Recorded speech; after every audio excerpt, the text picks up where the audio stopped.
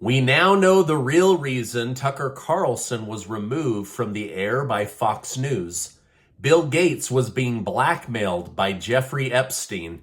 You know, the sicko who definitely didn't hang himself in a jail cell while cameras mysteriously went down.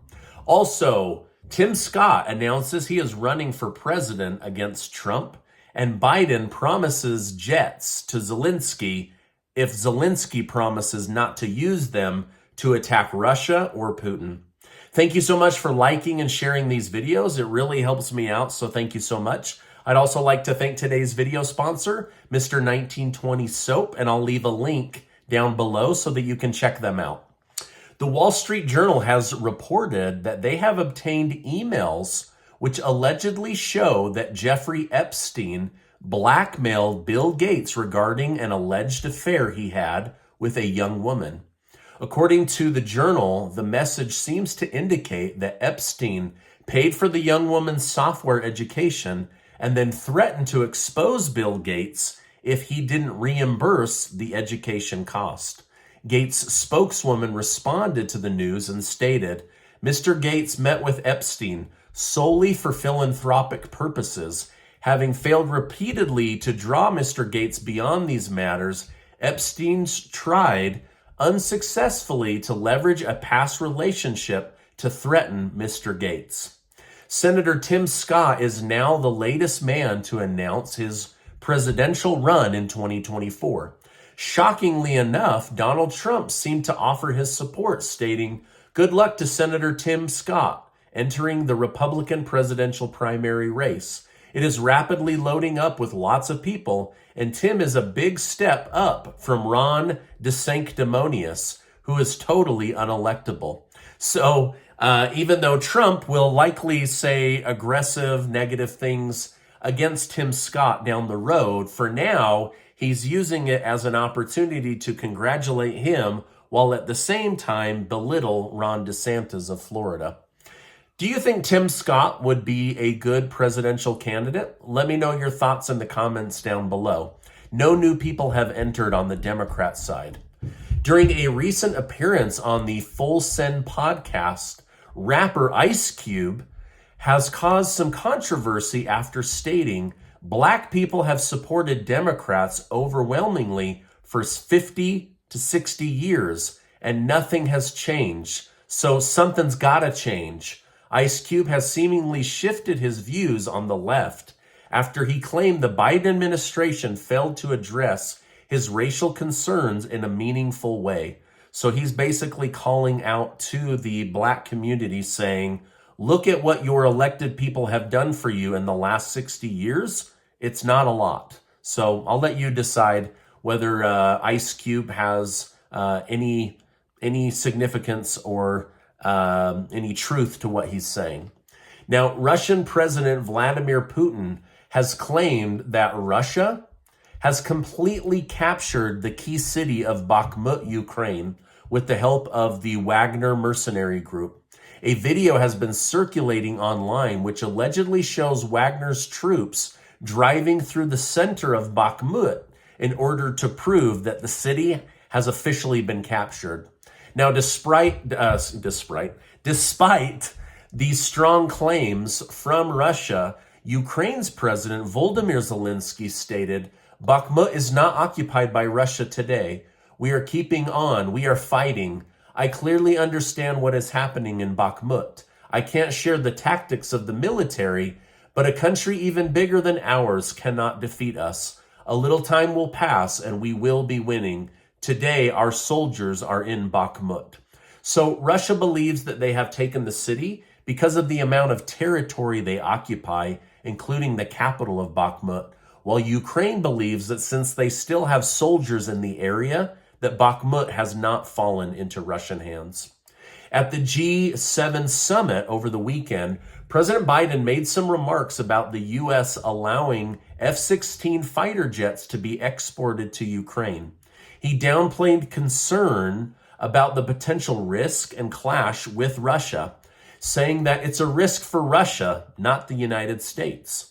Ukrainian President Zelenskyy also expressed optimism and urged Western allies to support Ukraine's peace plan.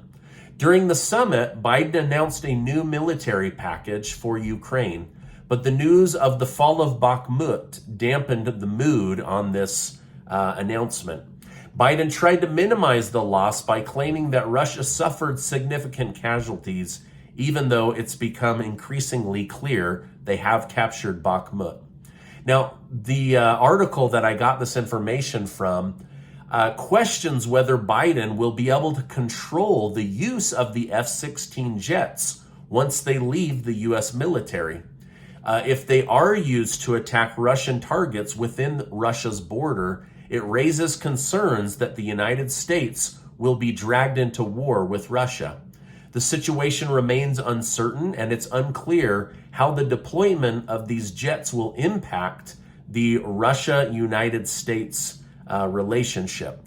Now, the article suggests that the U.S. needs to consider the potential consequences and carefully assess the risk involved in providing military assistance in the form of F-16 fighter jets. This package will cost U.S. taxpayers $375 million, and I'll have Colonel Douglas McGregor on later this week in order to break down what's really going on with this situation.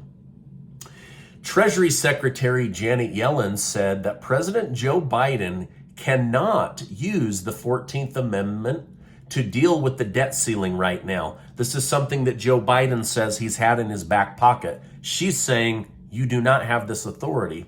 She explained that they're looking at the idea of extraordinary measures differently and haven't really talked about using the 14th Amendment. Yellen pointed out that it's not suitable given the legal uncertainty and the limited time they have. She hopes that Congress will raise the debt ceiling so that they can pay the bills. Now, during an interview, Chuck Todd asked if they should pay all the debts and let the court decide if breaching the debt ceiling is legit.